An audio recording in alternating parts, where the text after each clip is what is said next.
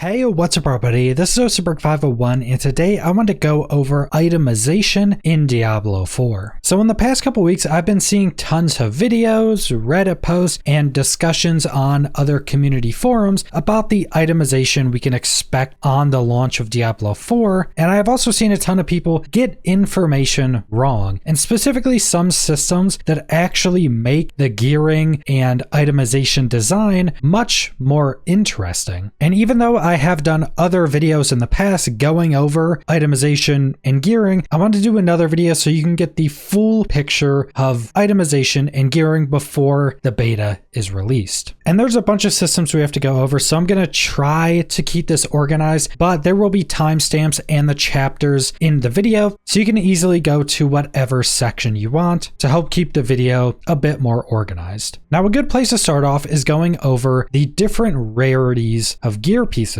So at a baseline, we're going to have normal items that can't roll affixes, magic items that seem to be able to roll up to 2 to 3 affixes, then we have rare items that can roll up to 5 affixes, then we have legendary items that can roll 4 affixes and 1 legendary power, then we have unique items that'll roll 4 affixes and then their unique effect, but uniques are static rolls so their affixes do not change. And to make it a bit more simple, uniques really don't act like any other gear piece in the game, and they don't follow the same rules as the other gear pieces. They're their own unique named items that have completely static rolls, so when you get that named item, you know exactly what you're going to get, but they're also going to be the strongest pieces in the game as well. Now, one of the biggest differences between gear rarities is actually how high singular affixes can roll, because we went over how many affixes can actually roll on every different rarity, generally being that the higher rarity gives more affixes. But when looking at how high a singular affix can roll, the lower rarity actually can roll higher. So an example the developers gave was if you have a magic item with a hit effect affix that has a 16.8% immobilized chance on it, and then if you went to a rare item with the same roll, it would only be an 11% immobilized chance, and then if you went to a legendary power with the same roll, it would only be a 9% immobilized chance. So the lower rarity you go, the higher a singular affix can roll. Now, depending on how the game is actually balanced, this could potentially mean that magic items actually have a place in the end game, or at least for specific or maybe more niche builds. Because if you had a build that just wanted to get as much of 1 or 2 stats that you possibly could get, maybe throwing in a couple magic items with those much higher affix rolls could potentially be better for that build. Now, even if the game is balanced in a way to allow for this, most likely this would be rare and most builds still wouldn't do this, but them balancing it in this way not only is going to give them a lot of leverage for adding in new rarities down the road, but it potentially allows for just some wonky niche builds, making the system in general much more interesting. Now, a lot of the endgame gearing is actually going to focus on only 3 of the different rarities. Excluding the magic rarity that we just went over, we have rare, legendary, and unique. Now, to get uniques out of the way, like I mentioned, these are specific rolls, they're static, they're named, and they're always going to be the same. You know what you're going to get. And an example of this would be a Mad Wolf's Glee, which is specifically for the druid. There's going to be class-specific and general use uniques, and this rolls with strength, max life, dodge chance, and damage reduction, and its special power is poison enemies hit by your lacerate and thrash instantly deal 25% of that remaining poison damage to all nearby enemies. It also has an empty socket. So again, uniques are kind of in a world of their own. They're static rolls and they're very rare. So rare, in fact, that the developers mentioned that in a 3-month season, most average players should probably expect to only get a couple uniques for that entire 3 months. Now, hardcore players are probably going to get quite a bit more than that. These are going to be very rare, and a lot of them are going to be build defining or are going to be pieces that actually allow builds to exist. So now we're narrowing down the rarities. We took out the magic items because we don't know if balancing is going to allow for those. Took out uniques because they're a thing of their own, and we're kind of left with rare and legendary items because these two are going to be a lot of our main gear pieces, and they're going to be very intertwined in how we're using using them. And we have to start with an explanation of the legendary system. Now, legendaries in D4 are going to work completely different from pretty much all the other Diablo games, because in Diablo 4, you're actually able to take off the legendary power from any legendary item, and it will destroy that item, but it will give you the power. And then with that single use item that has a legendary power on it, you can imprint that into a rare or legendary item. Now, if you put it on a rare item, it turns that rare item into a legendary, and if you put it on a legendary, it just changes the legendary power. Now, the legendary powers themselves are actually going to be split up into 5 different categories: offensive, defensive, resource utility, and mobility. So every legendary power is going to be in one of those categories, and all gear pieces in the game are split up between these 5 categories. Now, certain items are in multiple categories, like helms are in 3 different categories, amulets are in every category, but some items like weapons are only in the offensive category. So you could only put certain legendary powers on weapons. And on top of that, all legendary powers also have a range they can roll in, like normal affixes. So for instance, one power may roll from 10 to 35%, and that would be randomly rolled. So you could get an item with 10% on it, or you can get an item with the 35% on it, meaning that just getting that legendary aspect isn't the only part of gearing through this system. Now, to add on top of that, there's also another account-wide kind of fail-safe system called the Codex of Power. Now, this allows you to complete dungeons in the game that will unlock a permanent account-wide version of most of the legendary powers in the game. And this will allow you to put this legendary power on infinite items and it doesn't get used up. But one of the really big downsides of this is that in the Codex of Power, these legendary aspects are always the lowest rolled versions. So if you have that 10 to 35% roll, the Codex of Power is always going to be 10%. So even if you get the power from the Codex of Power, there's still a reason to keep farming for that legendary power from gear pieces to try to get the better rolled version. Now, one of the main things that this system is going to cause is rare items are going to be most of your best in-slot rolls. Now, the reasoning for this is on rare items, you can roll up to 5 different affixes, but a legendary item, you can only roll 4 affixes because that 5th affix slot is taken up by the legendary power. But with the legendary system we went over, you can get a legendary item, take the legendary power off of it, put that legendary power on a rare item with 5 affix rolls, and that will turn that into a legendary item that now has 5 affix rolls and the legendary power. And not only that, but as we went over, the lower rarity you go, the higher every affix can roll. So rare items are also going to have higher possible affix rolls than a legendary item. So legendary items themselves, or actually looting a legendary item off of a boss or out of a chest, is actually not going to be the end point. That's kind of going to be the start of getting a best in slot item. And this will also tie into trading, because you can trade rare items, but not legendary items, meaning you can kind of trade the base best in slot items, but then you would still have to go farm the legendary powers. Now, on top of all these affixes and legendary effects, every piece of gear is also going to have a base stat roll on it. For all of your armor pieces, so your chest, helm, boots, etc., are going to roll armor on them that's based upon that armor's item level, and then jewelry pieces and weapons are going to roll an attack stat. And I'm not sure if the attack roll is just going to be attack or if it's going to be weapon damage. But this armor roll on your armor pieces is actually going to be quite a complex system. The developers went over this in their most recent live stream. But to give you the TLDR, this armor is primarily going to be giving you physical damage resistance, but it's also going to give you some amount of elemental resistances. And this armor is going to scale differently in a lot of different scenarios, depending on what difficulty you're in, depending on what level you are, depending on how much armor you have for the level you currently are. So there's a ton of different scaling differences with this, and this armor stat is also going to be a big way of how they're going to be balancing damage received by the player from other sources, but it's still going to play in pretty heavily to your survivability. And we don't really know much information about the attack or weapon damage roll on weapons and jewelry, but presumably essentially it would just be a damage increase to your attacks and weapons, and it would probably have some scaling parameters like armor does. And just to also give some examples of affixes and legendary powers, you have pretty much every affix you could possibly think of. You have every main stat, you have thorns, you have resistances to all elements, you have dodge chance, move speed, you have on hit effects, you have life on kill, you have affixes pertaining to a specific class, so increase maximum mana on a sorceress, or increased range damage, and there are dozens and dozens of different affix rolls you can get on pretty much any gear piece in the game. Now going into legendary powers, there's also going to be quite a lot of these. We know there's going to be over 100. I would probably expect around 150 to 200 legendary powers, also meaning that there's going to be quite a lot of kind of boring powers. An example would be when you stand inside your own damage and ground effects, you increase the damage they deal by a certain percentage, probably up to like 30%. Now this one is decently boring, but it does actually change your gameplay a little bit, making sure you're always standing in your own AoE, but then you have something super boring, like increase the duration of your defensive skills by a percentage, probably up to like 40%. Super boring, but with how many legendary powers there's going to be, and with being able to have a legendary power on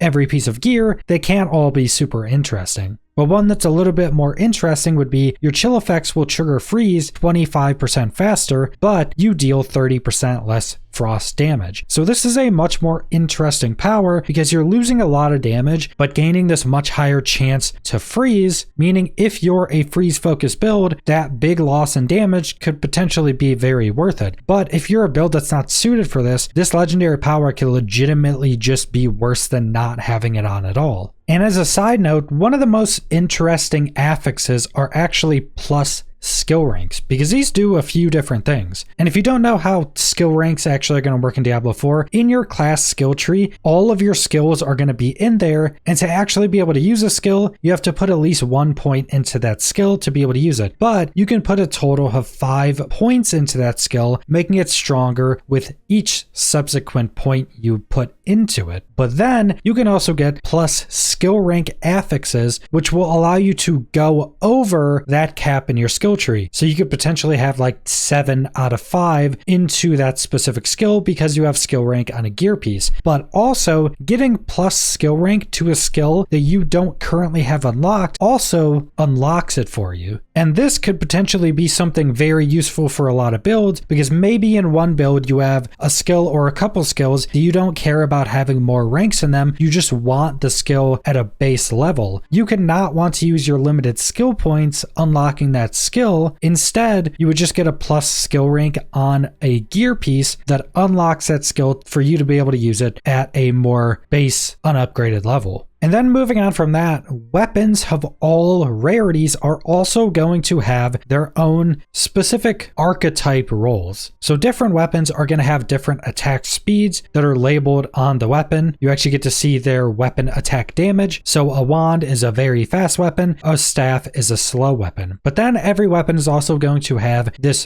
base role that every weapon in that category shares. So a wand is a critical strike chance increase, and a staff is resource regeneration. But something to note with this is that these archetype stats on the different categories of weapons also go off of the rarity for how high that stat's going to roll, the same way affixes do. So for instance, if you have a magic staff, you gain 7% resource regeneration. If you have a rare staff, it's 6%, and if you have a legendary, it's 5%. So these work pretty much the same way affixes work as well. And these may not seem like the biggest of deal, but once you're getting into the end game trying to min-max stuff, these additional stat rolls can actually play a pretty big part in hitting breakpoints for your build, or even completely changing up your build when choosing how fast or slow of a weapon you want. And also keep in mind, with every piece of gear in the game, there's going to be a handful of different crafting options that will allow you to reroll affixes, upgrade the item, add sockets, add gems into those sockets, and a handful of other things. But I recently did a video going over all of the crafting systems in Diablo 4, so I'd recommend checking that out, because that is also going to play a pretty big part in your gearing and general itemization.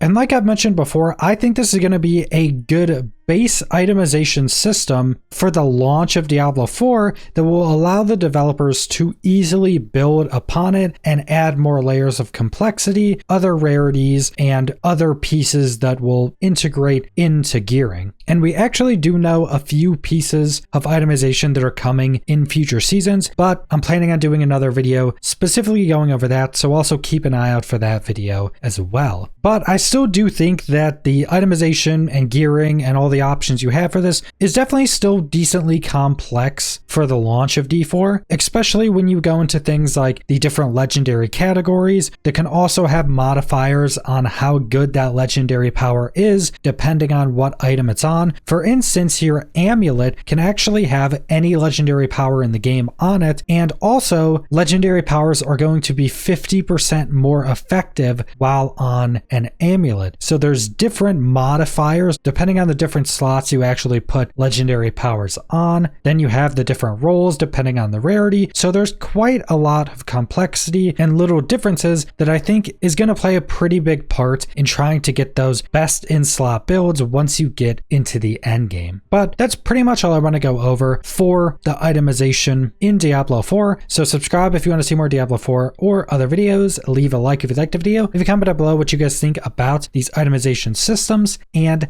thanks for watching.